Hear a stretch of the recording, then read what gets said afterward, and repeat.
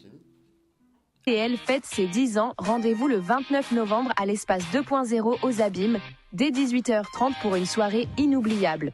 Au programme, rétrospective, animation artistique, défilé de mode solidaire, slam, remise des prix et le groupe Soft en concert. Ne manquez pas cet événement exceptionnel. Réservez vos places dès maintenant sur almol.com. ZCL, 10 ans d'inspiration, ça se célèbre ensemble.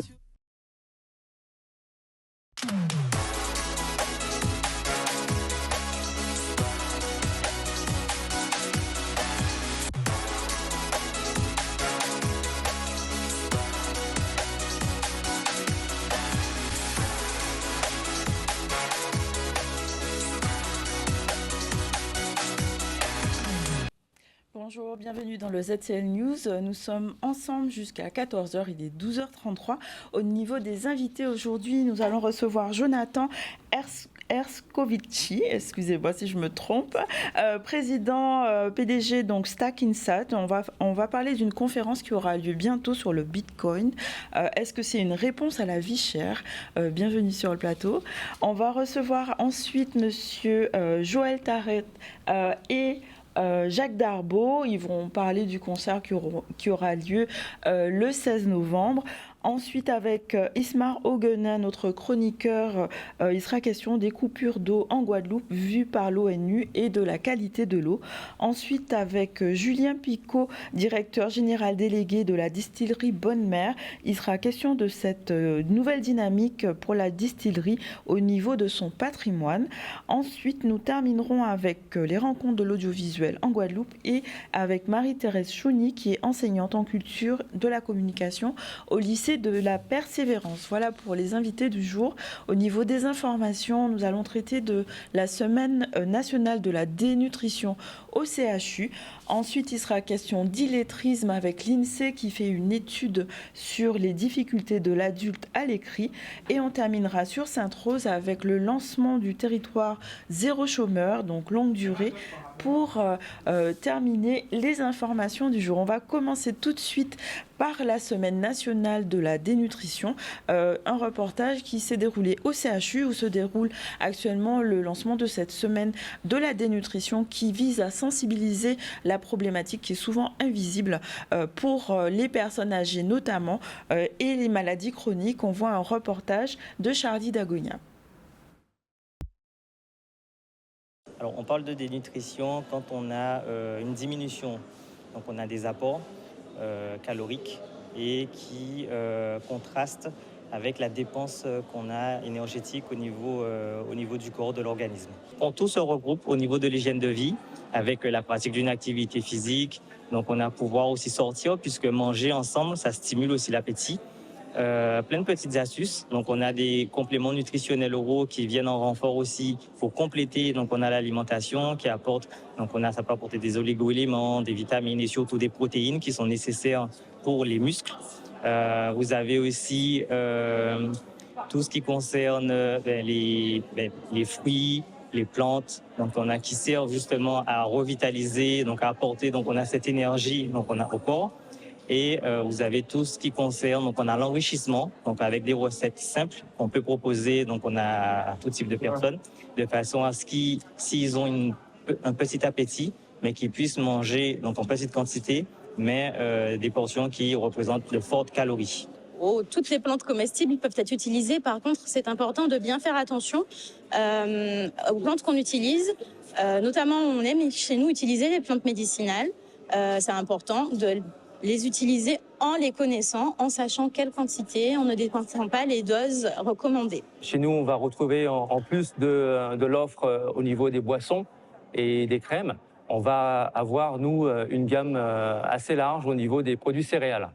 Donc au niveau des produits céréales, ça va sur des gâteaux, des madeleines, du pain, donc sont faits avec des vraies céréales et qui va apporter là de la mastication pour élargir l'offre et améliorer, je dirais, l'observance du patient pour qu'il n'y ait pas de lassitude à constamment boire des boissons uniquement. C'est très important d'avoir une balance à la maison et de se peser, c'est capital, c'est le premier signe qui va nous alerter, que ce soit pour les enfants, les adultes, les personnes âgées, il faut toujours avoir une balance et se peser. Bien souvent, on a des gens qui arrivent, on pense qu'ils sont dénutris, mais on a du mal à bien poser le diagnostic parce qu'on n'a pas de poids de référence. Il ne nous faut pas un poids d'il y a 40 ans, il nous faut le poids du mois d'avant, donc se peser tous les mois, dans les mêmes conditions, sur la même balance, c'est ce qu'il faut faire. C'est le premier geste.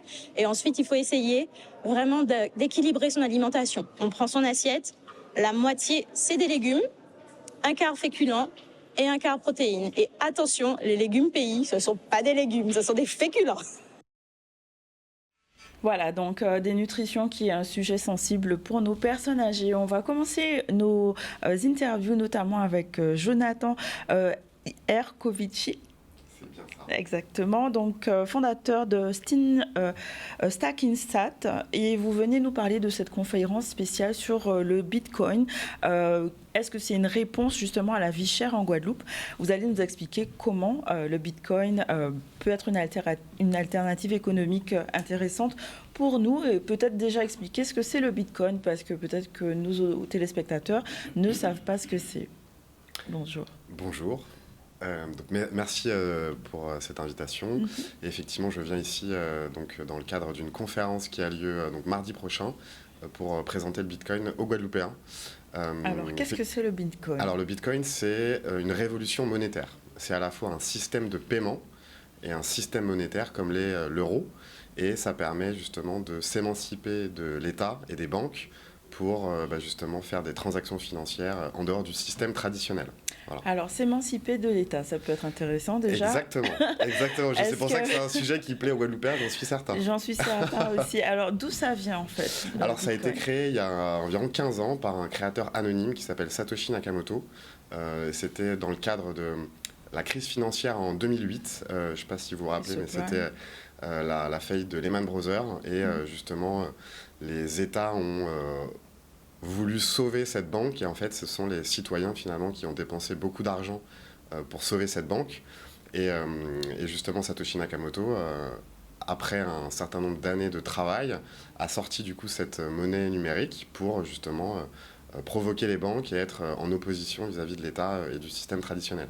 Donc ce n'est pas une monnaie réelle, c'est une monnaie numérique? Alors, oui, sauf que en fait, l'euro est déjà numérique. Parce qu'en fait, c'est vrai qu'on a l'impression que, parce que vous avez des euros dans les poches avec des billets ou des pièces, mais aujourd'hui, ça représente moins de 0,1% de la masse monétaire en circulation. Donc en fait, l'argent est déjà numérique. Même vous, j'imagine que vous avez un compte en banque, vous avez des chiffres sur votre interface. Et donc, en gros, ils sont déjà numériques. Donc, c'est pour ça que finalement, c'est un faux problème. C'est quoi la différence entre le Bitcoin et les monnaies, on va dire, traditionnelles? Alors, les monnaies traditionnelles sont émises par des banques centrales. Et donc, en général, ce sont les États, plus ou moins, qui vont créer cet argent magique. On parle beaucoup de ça. Peut-être que vous avez entendu parler du quoi qu'il en coûte. Alors que, justement, Bitcoin est décentralisé et, justement, a une émission qui est parfaitement contrôlée. Il n'y en aura jamais plus de 21 millions d'unités, ce qui va permettre d'avoir une raréfaction justement de la monnaie et donc une augmentation de sa valeur par rapport aux monnaies traditionnelles qui sont émises en quantité illimitée. Et donc ça, c'est donc il y a une quantité limitée qui a été définie dès le départ. Exactement. Et donc, il n'y aura jamais plus de 21 millions. C'est pour ça qu'on compare souvent Bitcoin avec de l'or numérique. Et c'est pour ça qu'il faut en acheter. Et c'est pour ça que d'ailleurs, aujourd'hui, on a touché le point le plus haut jamais C'était jamais 70 touché. Ou 75? Alors c'était 70, c'était hier. Oui. Là en fait on est à 71. Et effectivement c'est principalement l'élection de Donald Trump qui a fait monter le prix. Tout simplement parce qu'il a dit qu'il allait acheter du Bitcoin à la place, en complément de l'or dans les réserves stratégiques des États-Unis. Donc c'est là où on voit que Bitcoin a gagné parce que les États-Unis décident d'acheter du Bitcoin dans leurs réserves stratégiques. C'est une information qui est stratosphérique et qui va probablement pousser le Bitcoin autour des 100 000 $ d'ici janvier. D'ici janvier, donc il est encore temps d'acheter. Ah oui. D'accord. C'est quoi la différence entre le Bitcoin et les autres crypto-monnaies? Alors ça, c'est une bonne question. Souvent, en fait, malheureusement, les gens font un amalgame entre les deux, où les cryptos, on va dire que c'est plutôt de la spéculation et des promesses de gains rapides. Et ça, c'est ce que les gens, malheureusement, un peu cupides, s'intéressent aux cryptos pour gagner de l'argent rapidement, mais ça c'est une erreur parce que plus de 90% des gens perdent de l'argent, alors que Bitcoin c'est justement une épargne de long terme avec des propriétés qui sont proches de l'or. D'accord. On parle aussi d'EFT. Est-ce qu'on peut définir ce que c'est l'EFT ? Alors, ETF effectivement, pardon. Pas de souci. En fait, justement, c'est autre chose. Oui, c'est ça. En fait, les ETF, c'est quelque chose qui est sorti en juin 2023, et c'est ce qui a permis d'institutionnaliser le Bitcoin. C'est-à-dire que la finance traditionnelle s'est appropriée le Bitcoin en créant un produit dérivé pour que, justement, les conseillers financiers aux États-Unis puissent acheter donc, cet ETF, qui est un produit réglementé, alors que le Bitcoin, justement, est un produit un peu exotique. Et depuis, justement, la création de cet ETF, ça a indirectement fait augmenter le prix du Bitcoin. Donc, on est passé de 30 000 $, justement, à 70 aujourd'hui. D'accord. Et du coup, est-ce que le Bitcoin va remplacer les monnaies traditionnelles ? Alors, c'est ce que certains Bitcoiners souhaiteraient. Moi, je pense que ces deux monnaies vont coexister. Et à la fin, Bitcoin sera probablement une monnaie de référence, un petit peu comme l'était l'or à l'époque du gold standard. Je ne sais pas si vous connaissez, en 1971, où en fait, avant, le dollar était indexé à l'or. Parce qu'en fait, aujourd'hui, les monnaies traditionnelles ne sont indexées à rien du tout. Elles sont indexées au vent. Voilà. C'est du vent, exactement. Alors qu'avant 1971, le dollar était indexé à l'or. Donc ça veut dire que ça n'a pas de valeur, en fait ? Complètement, en fait. C'est juste la confiance que vous avez dans le système. Okay. Mais concrètement, il n'y a aucune valeur sous-jacente. Donc sortir du système avec le Bitcoin peut être intéressant. Exactement. C'est le résumé. Mais dans le contexte justement de vie chère et d'inflation, en quoi ça peut être intéressant pour... Tout simplement, en fait, structurellement, les monnaies traditionnelles perdent de la valeur. C'est d'ailleurs le mandat de la Banque centrale. Elle dit quoi ? Elle dit qu'il y a structurellement 2% d'inflation. Bon, déjà, on peut remettre en question le calcul de cette inflation. Et typiquement, en Guadeloupe, je pense que l'inflation est bien supérieure à 2%. Ça, c'est sûr. Et c'est dans le mandat de la Banque centrale. Donc, en gros, Bitcoin, qu'est-ce qu'il dit ? Il dit qu'on est à l'opposé de ce système d'impression monétaire illimitée. Et donc, comme l'or, il y a une quantité qui est limitée et donc qui va protéger le pouvoir d'achat. Donc, c'est une forme de réserve de valeur, une valeur refuge contre les monnaies traditionnelles. Donc, dès que vous avez un petit peu d'épargne disponible, plutôt que la laisser dormir sur un compte bancaire, déjà, vous pouvez acheter du Bitcoin à partir de 10 € et justement l'accumuler pour les prochaines années et justement financer votre retraite. Donc ça, c'est la première utilité, c'est la protection du pouvoir d'achat. D'accord. Comment c'est adopté en fait le Bitcoin ici vous avez Alors ici en métropole, en Guadeloupe. En Guadeloupe. Alors en Guadeloupe, je pense que c'est totalement inexistant, je pense, et c'est pour ça que on organise mardi prochain une conférence pour éduquer les Guadeloupéens sur cette nouvelle forme de monnaie. Voilà, donc c'est important, je pense, pour vous que le public soit informé de l'utilité d'investir dans le Bitcoin. Complètement. Et on est en fait aujourd'hui, un petit peu, on peut comparer Bitcoin et Internet. Et là, en fait, on est vraiment au tout début. C'est comme si on était au tout début d'Internet. Donc c'est pour ça qu'en fait les gens disent est-ce que c'est trop tard ou pas ? Non, pas du tout. On est encore au début. C'était la question que j'allais poser justement. Voilà, on est encore au début et effectivement on peut imaginer il reste encore de la réserve par rapport mais complètement. C'est-à-dire que là aujourd'hui on est autour de 71 000 €, mais on peut tendre d'ici 10 à 20 ans à un Bitcoin à 1 million d'euros. Wow. Donc oui, je pense que c'est encore temps de le faire et il faut le faire vite. Alors, il y a quelque chose que juste je n'ai pas compris, pour être sûr. Donc, il y a un stock qui est limité, mais en fait, la valeur peut augmenter... en fait, c'est une valeur par rapport à quelque chose. D'accord. Donc, c'est comme quand vous comparez le prix de l'or, vous le comparez souvent au dollar. Et là, c'est pareil, c'est-à-dire que le Bitcoin va s'apprécier vis-à-vis du dollar et de l'euro, ou c'est d'ailleurs l'euro et le dollar qui vont diminuer par rapport au Bitcoin. D'accord. Voilà, c'est toujours relativement par rapport à quelque chose d'autre. D'accord, donc la conférence qui promet d'être très intéressante, j'imagine, se déroule au Café Papier, donc le 12 à partir de 18h. Est-ce que c'est payant, gratuit ? Alors c'est gratuit. Vous pouvez payer en Bitcoin, non ? Alors vous pouvez payer en Bitcoin, sauf que en fait c'est gratuit. Bon, d'accord. Et je réserve des petites surprises pour les participants à cette conférence. D'accord, donc vous avez la fiche qui est normalement à l'écran, avec le QR code, vous pouvez, j'imagine, vous inscrire directement et donc bénéficier de tous les conseils que vous allez produire pendant cette conférence. C'est ça. En tout cas, merci d'être venu sur le plateau et je pense que c'est l'avenir. Au lieu d'acheter des cadeaux de Noël inutiles, peut-être d'acheter des bitcoins. C'est ça. Une idée. Exactement, c'est une idée. Très bien. On va enchaîner directement avec Monsieur Darbo, donc, qui est sur le plateau. Bienvenue. Et qui n'est pas venu seul, donc qui est venu avec Joël Tarrette, donc son musicien. Et j'imagine que vous allez chanter avec On est venu pour ça. On est venu pour ça. On va que chanter aujourd'hui. On va que chanter. On va faire une interview en chantant. Je suis content d'être là aujourd'hui. Je vais peut-être pas faire la même chose. Alors, le concert, j'imagine, est quasiment bouclé. C'est le 16 novembre. Est-ce qu'il y a encore des places? Il y a encore des places. Bon, je pense que la question vient échouer. La question. Ouais, il doit en rester une ou deux places, d'accord. Faites vite. Alors, bon, vous êtes l'homme à la voix d'or, au texte d'or. Vous avez... Pardon? Disent-ils. Mais oui, quand même, un vrai crooner avec une voix toute particulière. Moi, j'ai écouté ça toute la matinée ce matin, donc je confirme. Qu'est-ce qui vous a inspiré, en fait, à avoir ce type un genre, vraiment, un style particulier musical? Alors déjà, tu me vois et moi, je te tutoie. Non, mais ce qu'on va faire... Non, c'est ce qu'on va faire. On va se voutoyer. J'adore. J'adore. Ok, on fait ça. Bon, alors, qu'est-ce qui m'inspire mon style? Oui. En fait, on peut pas décider ça comme ça, on ne le pense pas. On est juste attiré par des choses, par des sons, par des musiques, et puis voilà, quoi. Mais il y a vraiment un style, un genre musical spécifique, je veux dire, même dans les mélodies, dans la recherche du texte, dans le son de la voix, c'est vraiment... une patte, bon, j'imagine qu'il s'est créé avec le temps, mais qu'est-ce qui a contribué à cette évolution? Est-ce qu'il y a des Alors petit, j'étais attiré par toutes les mélodies sympathiques, oui, quel que soit le style.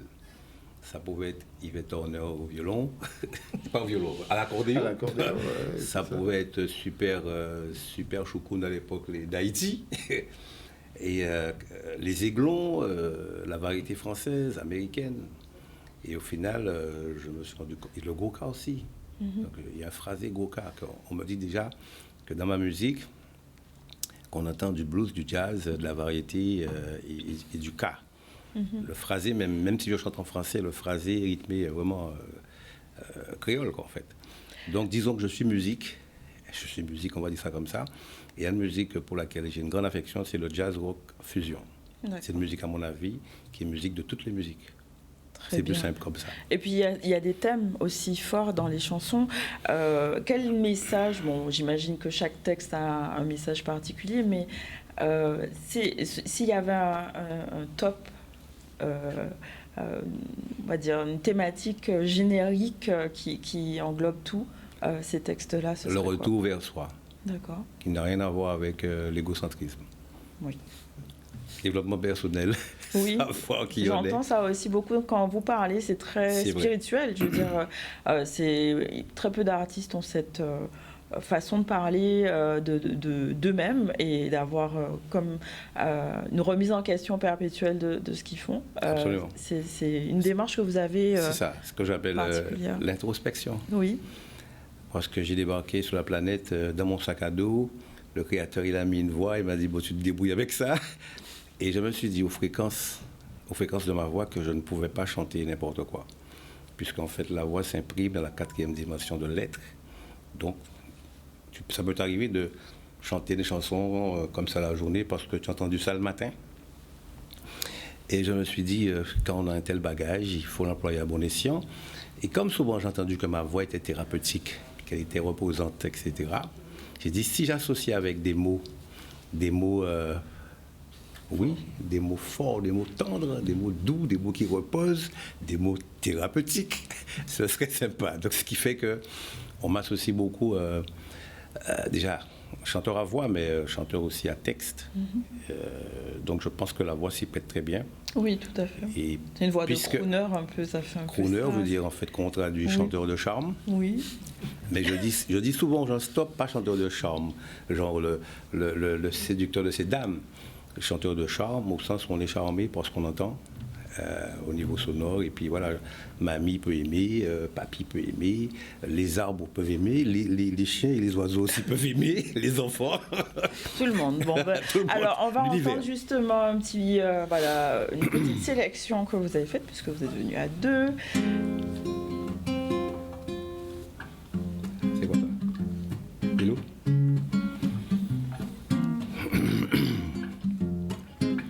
Y a des manières qu'on y tient moins dans le mer. Ou pas capable de faire et puis y a des manières qu'on y tient moins dans la mer. Ou pas capable de faire rien et puis mais pour qui raison bilou, dis-moi, c'est l'amour moi, c'était la pluie. Et chez Doudou, c'était on flait quitter, besoin l'arrosage. Alors qu'on a constaté que joli jour, tout bitin la chalvirée. Et presque tout est en haine, à nous organiser, nous, pour nous rester en bon terme, pardonnez, c'est pas la descente, pardonnez dans le lit, pardonnez à la charlotte dans le pardonnez, pardonnez à la pardonnez.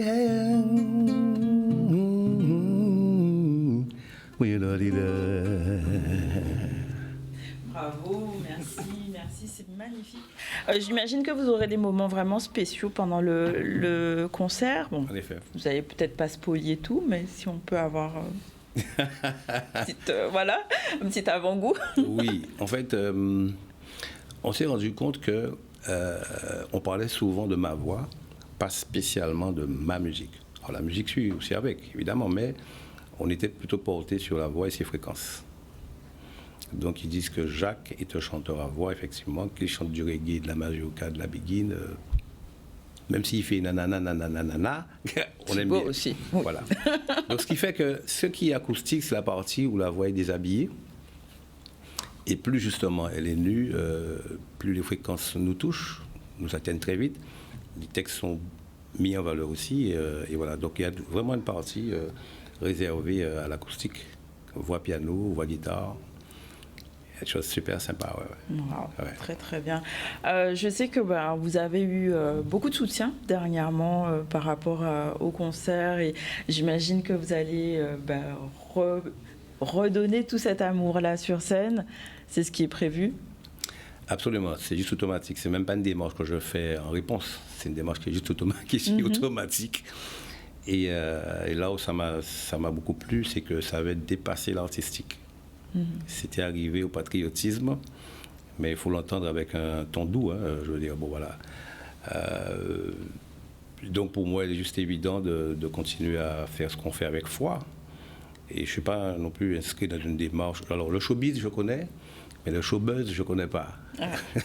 Bon, ça c'est le buzz, mais enfin, c'était pas forcément le but. J'ai entendu ce mot-là, apparemment. Mais moi, je considère que ce sont oui, ce sont des épreuves de la vie, quoi, en fait, qui nous poussent plus loin. Alors, je dis souvent que les actes marquent l'histoire. Donc, dire qu'on te soutient psychologiquement, c'est merveilleux, puisque je le ressens au niveau de l'énergie, mais arriver dans une salle qui contient 4500 personnes et y avoir 5000, on se dit, ça a l'air d'être vrai. C'est pas mal. Moi, ça se passe à ce niveau-là. Bon, alors, on va avoir peut-être un deuxième petit extrait pour terminer. Oui, ça c'était déjà. Ah, vas-y. Disparaît. Ok. 1, 2, 3, 4.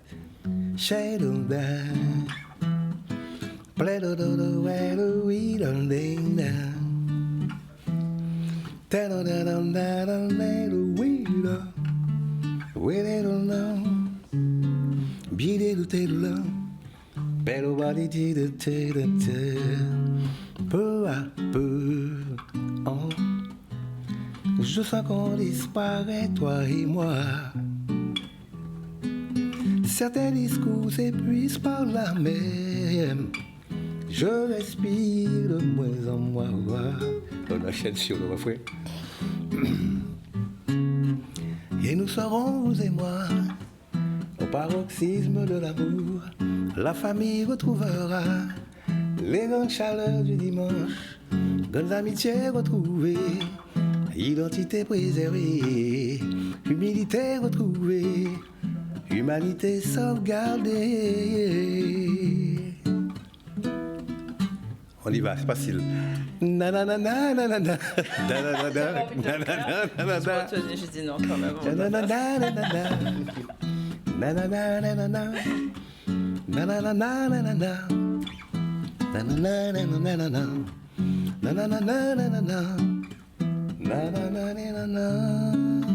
Le 7 novembre, venez nombreusement. Merci. Merci, super, bravo. En tout cas, rendez-vous 16 novembre. Voilà, il reste encore quelques places. Allez. Je précise rapidement. Oui, dites-moi. On me dit qu'il faut dire, Jacques, il faut dire, là où les billets sont vendus, tout ça. Donc en fait, Red Space Steel, Bizouk, oui. All Ball, Shopping 97, Deal des îles. Il parle des stations aussi Total Énergie. Donc Michael, oui, au point Peugeot, la Jaille 2, Destrélan, Arnouville, Goyave, même à l'église. Waouh. Super. Bon, là, je crois qu'on a fait le tour. En tout cas, bon concert. Merci. Voilà. Merci. Ce sera vraiment un chouette événement. Alors, j'espère qu'on te verra avec un petit tour de danse pour nous sur la scène. Alors malheureusement non, parce que je ne serai pas en Guadeloupe, mais ça aurait été avec grand plaisir. Bon, on va te choper la prochaine fois. La prochaine fois, avec grand plaisir. Merci en tout cas d'être venu. Merci. On va faire notre première pause publicitaire. On revient tout à l'heure avec Ismar Auguenin. On va parler de l'eau en toute sauce.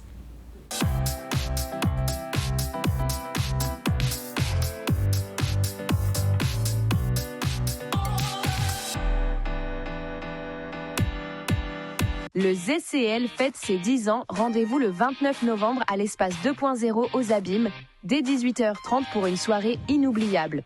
Au programme, rétrospective, animation artistique, défilé de mode solidaire, slam, remise des prix et le groupe Soft en concert. Ne manquez pas cet événement exceptionnel. Réservez vos places dès maintenant sur almol.com. ZCL, 10 ans d'inspiration, ça se célèbre ensemble.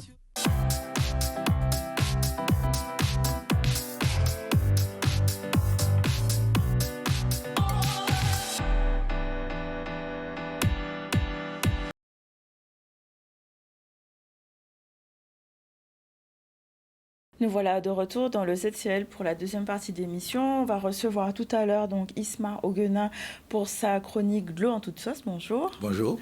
Ainsi que Julien Picot, il va nous parler de la distillerie Bonne Mère et de cette nouvelle dynamique qui va être mise en place. Bonjour. On va revenir tout d'abord sur l'actualité et parler de l'INSEE qui fait une étude sur les difficultés à l'écrit pour les adultes. Il faut savoir que l'illettrisme, en fait, ça concerne aussi l'écrit et c'est l'un des piliers essentiels pour l'intégration professionnelle, notamment pour les personnes en situation sociale précaire qui ont besoin d'avoir de l'accompagnement. On voit un reportage de Solène Fèvre qui traite de cette étude tout de suite pour comprendre mieux les difficultés auxquelles ces personnes font face au quotidien. Un chiffre qu'on retient, 9% des 18-64 ans aujourd'hui en difficulté avec la maîtrise de l'écrit en Guadeloupe, ça dit qu'il y a encore un travail à faire et qu'on va quand même dans le bon sens. Que depuis plusieurs années, on le voit, de nombreuses institutions se sont pleinement engagées dans la lutte contre l'illettrisme. Donc voilà, donc il y a encore du travail. L'enquête est quand même menée en français. D'accord ? Donc les personnes qui ont des difficultés pour lire le français ont naturellement un peu plus de mal que les autres à suivre l'enquête. Donc c'est de moins en moins souvent le cas, mais il y a des personnes où la langue maternelle pratiquée n'était que le créole. Vraiment pour moi, la question des jeunes, des demandeurs d'emploi et des personnes vivant notamment dans les quartiers dits prioritaires, qu'il va falloir qu'on ait dans notre scope. Et je pense que ça va aussi beaucoup colorer nos futures politiques institutionnelles. Et après, il y a la question du numérique. 35% des personnes qui ont des problèmes à l'écrit n'ont pas utilisé Internet dans les 3 derniers mois de l'enquête pour effectuer une démarche administrative contre 5% de ceux qui n'ont pas de difficultés à l'écrit. Sur un territoire où il y a en effet beaucoup de gens qui perçoivent les minima sociaux, 38 000 bénéficiaires du RSA au 1er janvier 2024, 55 000 demandeurs d'emploi en début d'année, ça dit l'importance que les personnes maîtrisent le numérique pour continuer de bénéficier de leurs droits, être des citoyens pleinement investis et pour cela également trouvent des opportunités d'insertion sociale et professionnelle. Nous, à l'INSEE, on produit des données, mais après, derrière, on espère bien que ces données-là vont permettre aux acteurs économiques et aux acteurs politiques de s'en emparer pour leur politique publique. Voilà, donc pour cette enquête qui concerne l'illettrisme, on va parler maintenant de l'eau avec Ismar et notamment sur les préoccupations soulevées par des experts de l'ONU et sur la qualité de l'eau. On lance le générique de la chronique.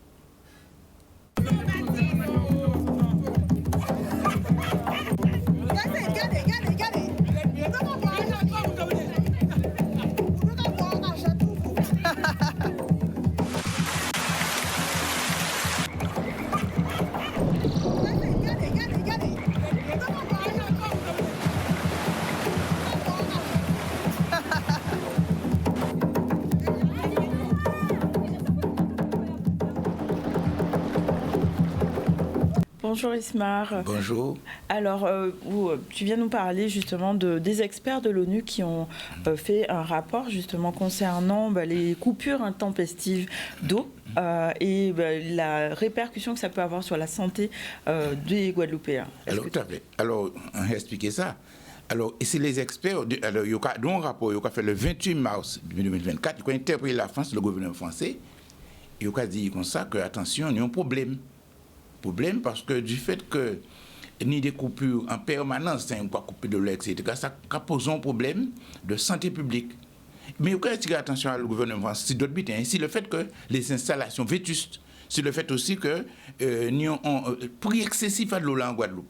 Mais pourquoi il y a dit un problème du fait que l'eau a coupé, du fait que l'installation la vétuste, eh bien, fit capacité tout partout quand une coupure d'eau. Il y a 60%. 60, mais ils disent 60, nous avons de 75%. 75, de perte, oui, actuellement. Et d'ailleurs, c'est confirmé par l'Office de l'eau, 75% de perte. Ça sont catastrophes sur le plan écologique.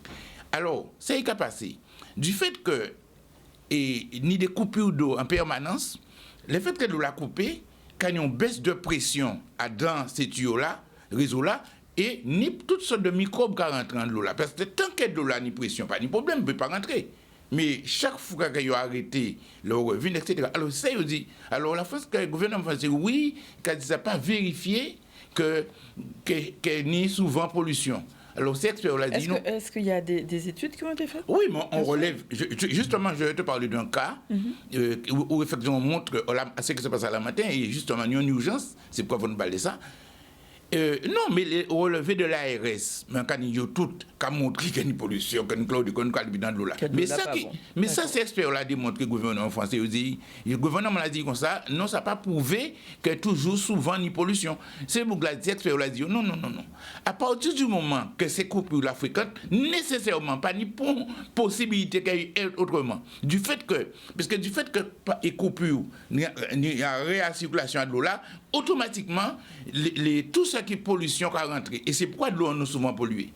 Et on peut parler des principalement cas à la matin où l'ARS émet le 25 octobre un avis d'interdiction de consommer l'eau. Et vous voyez, c'est intéressant, parce que la matin, il y a un délégataire, c'est la SOR, c'est un multinational, mais il n'est pas adressé à la SOR, il est adressé à maire la matin et à président à SMGAG. Parce que c'est eux qui sont responsables de là. Et qu'est-ce qu'ils font en fait concrètement? Même si tu as mettons délégataire pour un service là, mais l'autorité, c'est une seule autorité, en fait, le SMGAG, mais le maire aussi en tant que premier AG, il reste de la santé publique en commune. Donc il a écrit. Et il a commandé des débutants importants. Alors pourquoi l'ARS fait interdiction de consommation de l'eau pour non. Mais c'est régulièrement qu'il y a des interdictions. Oui, mais souvent, mais là, ça c'est un cas particulier, parce que souvent, en tout cas, expliquer ça, l'ARS n'y a pas de responsabilité, parce que c'est concernant l'aluminium. l'aluminium, si vous voulez, n'a pas une limite de qualité, son référence de qualité. Donc, l'OMS a dit qu'elle ne peut pas dépasser à dans de l'eau potable, l'eau pour consommation humaine, plus de 200 microgrammes. Mais souvent, nous avons 600, 500, 400 microgrammes à dans de l'eau là, parmi de l'eau. Or, l'ARS a laissé au bruit de l'eau là, parce qu'il n'a pas dit de l'eau là non conforme. Mais là, ça, il dépassait les limites. Alors, on va voir les chiffres. Il a fait ça, étude à 20, il a fait des prélèvements, une des zones de prélèvement à Vincent.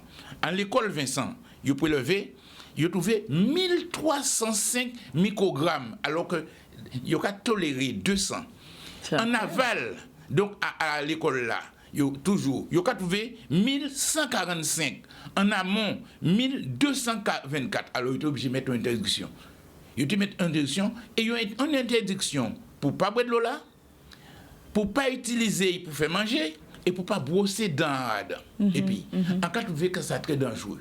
Parce que d'abord, il y a des fortes populations qui ça, mais comment on peut imaginer que l'ensemble de la population a payé brosser dans est-ce qu'on comprend les vidéos? Donc ça veut dire qu'il faut avoir combien d'eau chez soi? En permanence, et puis les gens ne sont pas aussi disciplinés, tu comprends? C'est ça le problème. Mais est-ce qu'ils donnent de l'eau aux gens? Non, en plus. Alors, mais normal, l'ARS, ce n'est pas son rôle. Son rôle, c'est de dire que, par exemple, ça ne pas bon.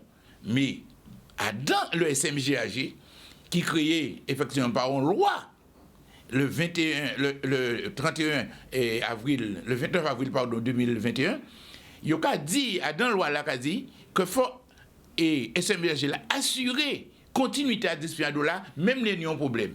Donc, à partir du moment que de l'eau là pas consommable, il faut être capable de battre de l'eau. Est-ce que c'est fait? Non, c'est pas fait du tout. Mais tout le monde n'est même pas au courant. Et ça qui est grave, parce que moi, en tant que responsable de l'association, c'est moi qui ai interpellé. Moi, il y a excès de loi à une. Mais, nous pas ni pour information, ni un manque de transparence. Et ça qui est grave, parce que l'ARS qu'a dit, mais là, et président SMGAG, faut une auto-surveillance, parce qu'avant que l'ARS fasse ça, normalement, la sort qui ont discuté au dos, il doit être fait propre autosurveillance. À part l'ARS pour te dire ça, ils savent que l'eau là pas bon. Est-ce que c'est pas fait non plus? Non, mais alors, personne ne fait son travail. Alors, absolument, tu comprends? Alors, mais c'est ça. Alors, l'ARS a dit comme ça que dans les 15 jours, vous autres transmettez nous résultats à autosurveillance. Parce que là, on met comment ça fait. Avant ou on a autorisation de reconsommer de l'eau là, il faut faire une analyse pour voir que retester, pour savoir si c'est bon. Contamination là disparaît. Il n'y a même pas de pollution, donc contamination, métal, etc. Donc, il nous expliquer ça. Donc, il y a un manque de transparence, droit à l'information qui est complètement bafoué. Bafoué, et la population est exposée à un danger. Parce que, j'ai expliqué ça, pourquoi l'ARS a autorisé des taux de 600 en permanence, souvent. Alors, et nous avons dénoncé ça, nous avons dit, mais ça n'est pas possible. Parce que, si vous voulez, et un taux d'aluminium en de l'eau là, trop important, pays rend-vous malade dans l'immédiat, au pays mal au ventre, etc. Mais sur les 15 ans, sur les 10 ans... Ça va être comme la chlordécone après, au final. Tu vas, ton organisme va dégradé, et qui va des maladies, pour ça, pour vivre les chercheurs depuis longtemps, eh bien, aucune des maladies dégénératives, qu'on parle de Alzheimer, etc. D'ailleurs, c'est pourquoi on a dit ça, au départ, il a arrêté ça. Il supprimait et sel d'aluminium à d'un traitement de l'eau là. Parce qu'on a expliqué, les sels qu'il y a mettre, c'est pour précipiter toutes les particules organiques en suspension, mais il y a fait des sels ferreux qui n'ont pas de danger pour l'organisme, alors que l'aluminium n'est pas danger. Mais sans dire, vous savez, il faut être transparent. Qui origine la pollution là ça? Pourquoi nous avons une quantité énorme? Jamais. C'est la stagnation de l'eau qui fait ça? Non, c'est justement. Mais on ne connaît pas connaître cause à pollution, les contaminations là. D'ailleurs, il y a commandé la commune de la Matin et le SMGAG qui est responsable de l'eau là. Mais en réalité, c'est la SOR qui dispose là. De prendre toutes mesures pour que ça ne soit pas refait. De prendre des dispositions pour nettoyer, faire en sorte que supprimer ça et de bailler les résultats là. Parce que c'est très important. Est-ce que nous avons des moyens, est-ce que nous pouvons reboire de l'eau là? Pas ni pour communiquer, rattraper, qui a dit nous pouvons reboire de l'eau là. D'ailleurs, le 25, d'après moi, je dis le 8, nous pas même les 15 jours là, pas les 15 jours là en fait. Pas les 15 jours là, c'est que peut-être jusqu'au 10 ou au 9 ou au 10 pour transmettre à l'ARS. Mais tant que il pas dit que de l'eau là, contamination a supprimé, il revient en bas les 200 microgrammes, on ne peut pas boire de l'eau là. D'accord, donc il n'y a pas de communication non plus. Mais est-ce que vous pensez que ces mondes-là, tout, même moi en cas de ça, en cas de bosser dans de l'eau là, en pas jamais de l'eau là, ça n'a jamais voir ça, l'eau du bruit. Non, parce que... Est-ce que du coup, qu'est-ce qui se passe actuellement, concrètement? C'est quoi les projets qui sont en cours? Quelles sont les actions qui sont menées pour améliorer tout ça? Alors, d'abord, il faut que les gens se mobilisent. C'est très, très important que tout usager, parce que bientôt nous faisons information, mais aussi il faut les responsables assumer les responsabilités. Le maire, etc. Mais surtout, mon là est disputé au dollar.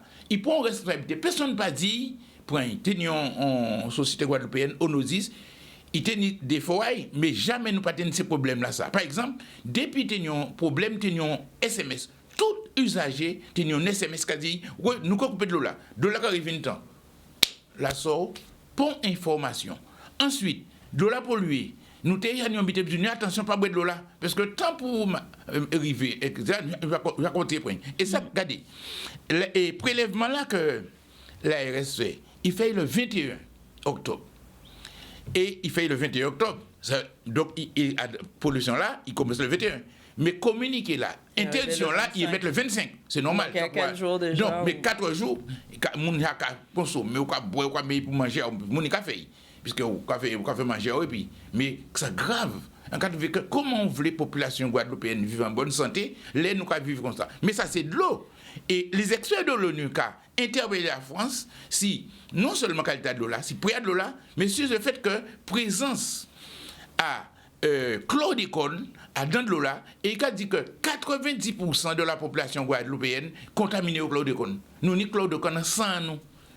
Donc, il a dit à la France que organisez. Et déjà, en 2023, le comité de l'enfance a dit à la France, attention, il y a un problème, parce qu'à partir du moment que l'eau l'a contaminée, on peut mettre en danger santé à les enfants. Alors, est-ce que le fait que ça soit l'ONU, ça a plus de valeur? Est-ce que, du coup, ça a plus de poids pour, on va dire, la France, la Guadeloupe? Oui, comme c'est des experts, oui. Pour les interpeller, puisqu'on est quand même à rendre compte, parce que du fait que la France signait ce qui s'est passé le 10 juillet 2010, tous les pays, pratiquement la grande majorité des pays, ont accepté que l'eau est reconnue comme un des droits humains les plus essentiels. Non seulement qui est fondamental et essentiel, mais essentiel à l'exercice de tous les autres droits humains. Et ils ont voté. Et en Europe, par exemple, il va prendre des dispositions pour faire en sorte que tout citoyen n'ait qu'à avoir de l'eau potable dans des conditions économiquement viables. Donc là, l'ONU a interpellé ou à un moment donné, obligé de rendre compte à ça.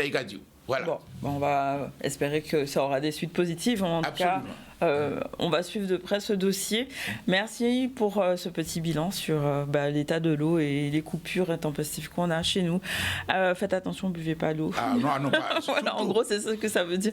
Voilà, on va enchaîner avec Monsieur Picot Julien, donc qui va nous parler de la distillerie Bonne Mère et justement de cette nouvelle initiative et une nouvelle dynamique que vous voulez mettre en place dans la distillerie. Merci d'être avec nous. Est-ce que du coup, vous pouvez nous parler de cette nouvelle dynamique, en quoi ça va consister? Oui, tout à fait. D'abord, bonjour à vos téléspectateurs, merci pour cette invitation. Bonne Mère, la distillerie Bonne Mère, que peut-être certains d'entre vous connaissent, est située à la Boucan, secteur de Cadette à Sainte-Rose. Elle fête aujourd'hui ses 160 ans, on a été fondé en 1863. On était à l'époque sucrerie et distillerie. Et c'est en 1973 que, après une restructuration, la partie sucrière a été transférée sur Darboussier à l'époque, et la partie rhummière de Darboussier a été transférée sur Bonne Mère.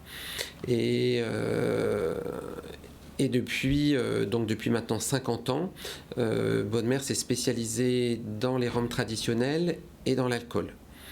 Et nous avons fait beaucoup d'investissements industriels ces 20 dernières années, notamment dans l'environnement, dans la méthanisation, dans l'amélioration de la qualité des alcools. Et puis, nous avons aussi investi beaucoup dans le vieillissement des rhums. Avec aujourd'hui, nous avons une capacité de 10 000 fûts. Nous avons 10 000 fûts en vieillissement. Ça fait de l'ordre de 2 millions de litres de rhum en vieillissement, avec des rhums qui ont jusqu'à un quart de siècle, 25 ans. Et donc aujourd'hui, on peut proposer à la Guadeloupe une nouvelle marque, la marque DBM, comme Distillerie Bonne Mère. Sur cette marque, on a associé le sieur de long, qu'on appelle aussi Dinas Hercule, qui est le plus gros coléoptère au monde, que l'on retrouve notamment sur la basse terre.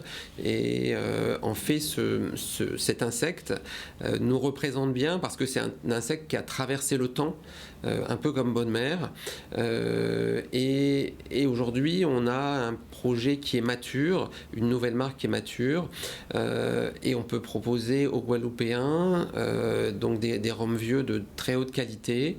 On présente un VO qui est un rhum qui a plus de 3 ans, un VSOP, un rhum de plus de 4 ans, et un XO, un rhum de plus de 6 ans. Donc, oui, alors, donc beaucoup de préservation aussi. Je sais que vous allez ouvrir un musée de la distillation. Oui, tout à fait. Est-ce que vous pouvez nous expliquer en quoi ça va consister et quelles sont les pièces qui seront exposées du coup? Tout à fait. En fait, on va, ce qui n'était pas le cas auparavant, on va, à part des quelques petits événements, mais on va ouvrir la distillerie à la visite touristique à partir de début décembre. Et dans ce parcours de visite, on va intégrer donc un parcours immersif où le visiteur va pouvoir aller à la fermentation, à la distillation, aller voir la méthanisation de nos rejets, aller voir aussi donc toute la partie vieillissement des rhums. Ensuite, on a mis en place un musée de la distillation. On va retrouver sur place des colonnes de distillation toutes en cuivre qui ont plus de 100 ans d'âge pour certaines. On va retrouver des éléments de colonnes de distillation pour que les visiteurs puissent comprendre un petit peu plus ce qu'il y a à l'intérieur d'une colonne de distillation. Pourquoi ? Oui, allez, et ensuite, pouvoir aussi proposer à la dégustation nos meilleurs rhums, des grands crus, des millésimes. Et on a ouvert aussi récemment une boutique. D'accord. Pourquoi c'est important pour l'usine et donc la distillerie Bonne Mère de mettre en avant cet héritage, on va dire, industriel? Comment vous voyez ça, en fait, dans votre vision pour l'avenir? Aujourd'hui, Bonne Mère était une distillerie qui n'était pas ouverte au public mais par contre qui avait un patrimoine qui était très important, 160 ans d'histoire, des vieillissements de rhum de plus d'un quart de siècle, et c'était un petit peu dommage de ne pas mettre tout ça en avant, que le public puisse pas participer aussi. Et donc c'est un projet d'entreprise qu'on a lancé il y a maintenant presque 2 ans, de pouvoir s'ouvrir un peu plus au public, créer une marque, et que cette distillerie puisse, je dirais, montrer à l'ensemble des Guadeloupéens tout ce qu'elle est capable de proposer. Et aussi à l'international, puisque vous avez eu une médaille d'or. Tout à fait. Les rhums étant à peine créés, on a pu les présenter à un concours international au mois de septembre. C'est le concours mondial de Bruxelles. C'est un concours qui a eu lieu cette année en Chine et pour lequel on était en concurrence avec de nombreux pays rhomiers comme Cuba, comme Trinidad, comme le Venezuela, l'île Maurice, la Réunion, pour des rhums traditionnels. Et notre rhum de 4 ans a été médaillé d'or. D'accord. Donc c'est vraiment le fruit du travail de toute une équipe, de toute la distillerie, d'essayer donc de mettre en avant les rhums vieux. Donc 2024, c'est vraiment un tournant pour la distillerie. Quel message, juste pour conclure, vous voudriez passer aux amateurs de rhum, on va dire déjà dans le premier temps, mais pour les Guadeloupéens en général? Un message aujourd'hui à partir de début décembre, de ne pas hésiter à venir à Bonne-Mère. Il y a toute l'équipe, tout le personnel qui vous attend pour proposer, pour montrer leur outil de travail, les différentes étapes, et puis d'aider aussi les Guadeloupéens à mieux comprendre l'ensemble du process de distillation, et de pouvoir aussi déguster avec nous à la distillerie nos meilleurs rhums. D'accord, beaucoup de succès pour le lancement de cette nouvelle marque. Merci beaucoup. Pour la mise en valeur de notre patrimoine aussi industriel. On va faire notre deuxième pause publicitaire. On revient tout à l'heure avec Marie-Thérèse Chouni. Il sera question du RAG et on terminera les sujets d'actualité. On revient tout à l'heure. Il existait, mais on ne l'apercevait que rarement. Il a traversé plusieurs siècles, discrètement. Les aînés en connaissaient l'existence, anciennement. Il réapparaît parmi nous progressivement. Certains l'auraient aperçu du côté de Sainte-Rose, récemment. Sa rareté en a fait une exception, assurément. Rhum DBM, le temps fait son exception.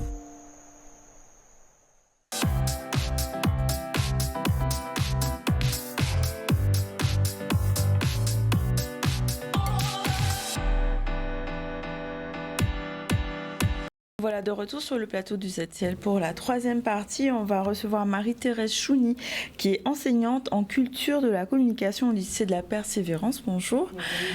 Vous allez intervenir dans les rencontres de l'audiovisuel qui auront lieu donc le 15 novembre au jardin de Guadeloupe la Première. Est-ce que vous pouvez nous parler déjà du lycée de la Persévérance et de votre fonctionnement en fait en matière de communication au sein de ce BTS communication? Oui, tout à fait, n'est-ce pas? Donc, notre établissement, effectivement, se situe donc à Boissard, aux Abîmes. Et ça fait déjà 4 ans que le BTS se trouve au sein de cet établissement. Et grande nouveauté, depuis l'année dernière, le BTS est rénové et il est axé autour de la digitalisation. Autre élément aussi, c'est que nous avons effectivement l'alternance. Et donc, on a un parcours mixte qui permet donc aussi bien aux étudiants en formation initiale et en formation donc en tant qu'apprenti, d'intégrer le cursus du BTS communication. Donc le BTS est sur 2 ans, c'est ça? Le BTS est effectivement sur 2 ans. Et donc la digitalisation, ça a été spécifique dès le départ ou bien? Voilà, depuis la rénovation donc du BTS, puisque l'objectif c'est vraiment d'intégrer maintenant les étudiants et de répondre aux attentes de l'environnement professionnel. Donc il était important que ce BTS soit rénové et qu'il puisse répondre donc aux besoins.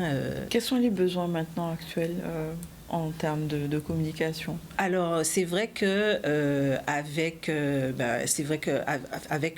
la digitalisation, on demande beaucoup d'étudiants performants qui puissent être, par exemple, formés au niveau de logiciels tels que Photoshop, InDesign, Illustrator. Mais on demande aussi des personnes qui puissent être capables de gérer des réseaux sociaux, puisque aujourd'hui aucune entreprise ne peut se dire qu'il fait abstraction de la communication. Donc c'est important d'avoir des étudiants, de former des étudiants qui seront aptes à répondre, comme je l'ai dit, aux besoins des entreprises d'aujourd'hui. Donc former des webmasters, peut-être des designers, et notre tissu économique en Guadeloupe en a besoin. On a besoin. Donc là, vous allez intervenir le 15 novembre pour le RAG. comment? Est-ce que vous allez avoir un stand, avoir des ateliers? Comment ça va se passer? Voilà, effectivement. Donc, on va avoir des ateliers immersifs et ces ateliers donc vont permettre aux visiteurs de pouvoir s'initier finalement à des logiciels, à des activités propres au domaine de la communication, à certains métiers, et ainsi découvrir, susciter des vocations et qui vont permettre à d'autres, à des jeunes de pouvoir choisir une orientation autour de la communication. Autour de la communication. Donc il y aura des ateliers. Est-ce que vous pouvez nous développer un peu plus? Voilà, donc comme je vous disais, effectivement, donc les ateliers seront immersifs. Alors par exemple, autour de la manipulation de Photoshop, l'objectif sera pour les visiteurs de pouvoir s'initier à l'interface de Photoshop, créer leur propre petit visuel et puis se l'approprier. Et de cette façon, comprendre quelles sont les exigences en matière justement de création graphique, puisque là aussi c'est un incontournable du métier en communication. D'accord, donc Photoshop, est-ce qu'il y aura d'autres ateliers? Oui, d'autres ateliers, par exemple, puisque le thème du salon est autour de l'intelligence artificielle, donc on va pouvoir s'initier à la création d'un avatar, mais aussi de l'animer grâce à des applications et des logiciels que peut-être certains connaissent ou ne maîtrisent pas bien, comme par exemple CapCut, Animate, Adobe Animate, Flippa-Clip, donc des logiciels et des applications qui sont demandés parfois par certaines entreprises pour justement leur propre communication, que ce soit interne ou externe. Et de façon ludique, parce qu'il ne faut pas oublier qu'il faut trouver du plaisir à pouvoir créer. Donc les visiteurs qui seront avant tout aussi des élèves de 3e, donc vont pouvoir, en échangeant avec des plus grands, échanger et puis conforter peut-être leurs idées, leurs objectifs futurs. Et puis mettre concrètement des visages aussi, ça peut servir de modèle en quelque part. Tout à fait, et puis leur donner envie de venir dans notre formation et s'inscrire et voilà. Alors le RAG, on rappelle, donc c'est le 15 novembre dans les jardins de Guadeloupe. La première, quelles sont les modalités d'inscription? Alors, si je ne m'abuse, il faut via mail campusluminance@gmail.com. Voilà, donc les personnes pourront directement après venir et bénéficier des ateliers que vous proposez. Oui. Donc sur toute la journée, avec différentes partenaires, dont le lycée de la Persévérance dans lequel vous œuvrez en tant qu'enseignante. Merci d'être venue sur le plateau. Et on va revenir sur l'actualité et parler du projet Territoire Zéro Chômeur Longue Durée. Donc c'était à Sainte-Rose, une nouvelle initiative qui permet de donner une nouvelle chance aux personnes en chômage de longue durée en créant des emplois utiles adaptés aux besoins locaux. On voit un reportage de Max Morel. C'est une expérimentation qui sera profitable pour notre commune et même pour l'ensemble de la Guadeloupe, puisque toute la Guadeloupe est censée pouvoir bénéficier de cela. Aujourd'hui, nous réunissons le comité local de l'emploi. C'est précisément pour fixer un certain nombre d'objectifs, puisque nous sommes arrivés, on va dire, au moment où nous allons débuter l'expérimentation. Donc nous avons reçu les habilitations de France et donc aujourd'hui, il est temps de démarrer. Donc nous réunissons l'ensemble des acteurs, d'abord pour verrouiller un certain nombre d'éléments financiers qui sont importants et puis lancer l'opération réellement. Cette expérimentation répond aujourd'hui aux défis du territoire, donc aujourd'hui plus que jamais. Aujourd'hui, on offre des opportunités sur le territoire de Sainte-Rose qui est très demandeur de ce type de dispositif et qui va donner une dynamique positive au développement de la commune de Sainte-Rose. Le but de l'expérimentation, c'est de lutter contre le chômage longue durée. C'est une expérimentation nationale pilotée par l'Association nationale TZCLD et le Fonds d'expérimentation pour l'emploi. Et le but, c'est de mettre en place donc, des solutions, trouver des solutions pour lutter contre le chômage longue durée par la mise en place notamment d'entreprises à but d'emploi. Nous sommes sur un projet qui peut aller jusqu'à 400 emplois. Donc ça veut dire que sur un territoire comme celui de Sainte-Rose et du Nord-Basse-Terre, mettre en pratique dans des secteurs non concurrentiels des activités et permettre des jeunes d'être en CDI, ça c'est un élément extrêmement important. C'est des gens qui vont être recrutés en CDI. Je crois que c'est une opportunité qui n'a pas existé encore jusqu'à aujourd'hui. Là, très concrètement, donc, on travaille depuis 2022, donc on a reçu plus de 240 demandeurs d'emploi et la ville de Sainte-Rose a été habilitée pour 480 emplois dans le cadre de cette expérimentation en CDI. Donc c'est des emplois qui vont être créés au sein de l'entreprise à but d'emploi en CDI pour développer des activités utiles au territoire avec les demandeurs d'emploi du territoire. Donc dès 2025, c'est 50 emplois qui vont être créés et en 2 ans, ça sera plus de 100 emplois en CDI. Voilà, donc une initiative qui permet de redonner espoir aux personnes éloignées de l'emploi. On va parler maintenant de l'audition qui a eu lieu avec une délégation Outre-mer au Sénat, avec Monsieur Buffet, donc ministre des Outre-mer, qui a été auditionné pour justement parler des différentes attentes des territoires Outre-mer. On voit un reportage de Maurice Cessé. Alors, Monsieur Duval, moi, je suis d'accord avec tout ce que vous avez dit, sans enlever un seul mot ni une virgule, et en particulier pour saluer l'action du préfet en Martinique, qui, avec la collectivité territoriale de Martinique, avec les opérateurs privés, ont négocié, ont tenu et ont un accord qui me paraît, en l'état, un accord très utile. Il faut qu'on le mette en œuvre maintenant. Les négociations sur les compensations de l'État, ça c'est la technique, mais les principes sont acquis. Maintenant, il faut le mettre en œuvre. Et vous avez raison, il faut soutenir cet accord, le porter. C'est une des raisons pour laquelle je serai en Martinique la semaine prochaine. Donc bientôt, dans quelques jours, pour apporter ce soutien et cette garantie.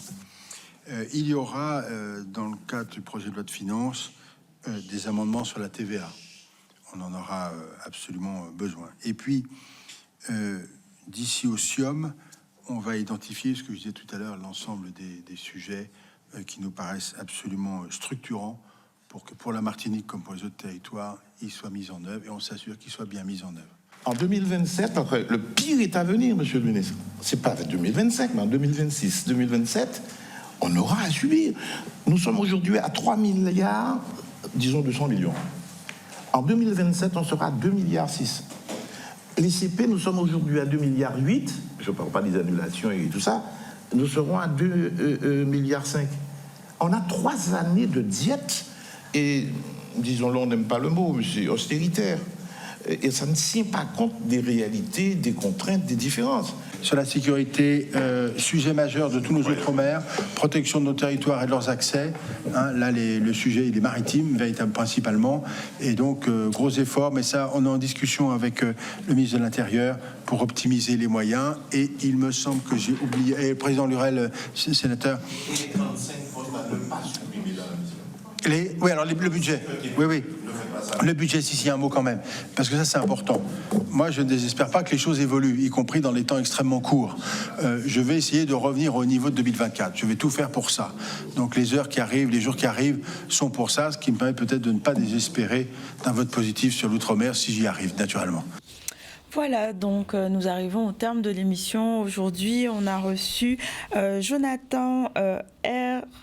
Kovici, donc fondateur de la Stakinsat, il a une conférence qui aura lieu mardi, donc 12 novembre, sur le Bitcoin. Est-ce que c'est une réponse à la vie chère en Guadeloupe? Donc, conférence qui aura lieu à partir de 18h.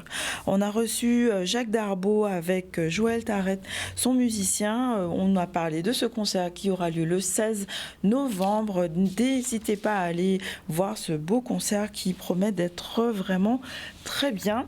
On a vu avec Monsieur Ismar Roguenin pour sa chronique de l'eau en toute sauce, les coupures intempestives en Guadeloupe vues par l'ONU, ainsi que la qualité de l'eau, avec Julien Picot, directeur général de la distillerie Bonne Mère.